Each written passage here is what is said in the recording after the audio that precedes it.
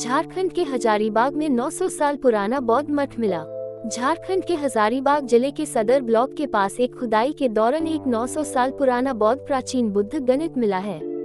ये खुदाई 2022 में हुई थी और इसमें गुप्त काल चौथी छठी शताब्दी के समय का एक पुरान बुद्ध गणित और स्तूप के अवशेष प्राप्त हुए हैं।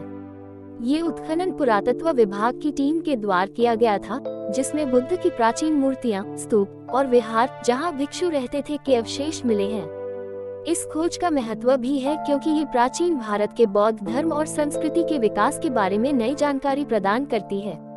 ये अभिषेक गौतम बुद्ध के समय के बाद बौद्ध धर्म के प्रसार और सामाजिक जीवन को दर्शाते हैं।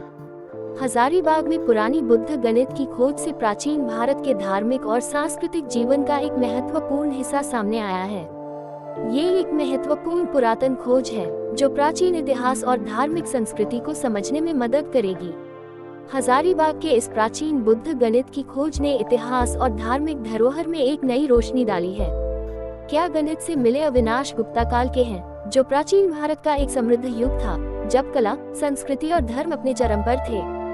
गुप्त काल को सोने की युग, स्वर्ण युग भी कहा जाता है क्योंकि इस दौर में भारत में कई महत्वपूर्ण काल और विज्ञान की उन्नति हुई थी।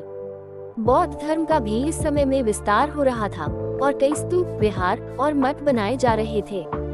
ये बुद्ध मठ एक महत्वपूर्ण धार्मिक केंद्र रहा होगा जहां भिक्षु ध्यान, अभ्यास और धार्मिक चिंतन करते होंगे। यहाँ से बुद्ध की कई मूर्तियां भी मिली हैं, जो उनके अलग अलग मुद्राओं में हैं, जैसे ध्यान मुद्रा या अभय मुद्रा निर्भीक का प्रतीक। ये मूर्तियां इस बात का प्रमाण है कि उस समय के लोग बौद्ध धर्म में गहरी आस्था रखते थे। एक और खास बात यह है कि यहाँ से मिलने वाले स्तूप और गणित के अवशेष प्राचीन कला और वास्तुकला के महान उपहार हैं। इसे भी समझ में आता है कि हजारीबाग और आसपास का क्षेत्र उस समय एक महत्वपूर्ण धार्मिक स्थान रहा होगा, जहां बौद्ध भिक्षु अपने जीवन का एक हिस्सा व्यतीत करते थे। ये पुरातन खोज सिर्फ इतिहास को समझने का एक माध्यम ही नहीं, बल्कि यहाँ के स्थानीय समुदाय के लिए भी गौरव का विषय है। यहाँ के लोगों में इस धरोहर के प्रति एक नई जागृति और संवेदना भी बनी है। क्या बुद्ध गणित को अगर सही तरीके से संरक्षित किया जाए तो ये स्थान एक महत्वपूर्ण पर्यटन केंद्र बन सकता है, जो यहाँ के सामाजिक और आर्थिक विकास में भी योगदान देगा।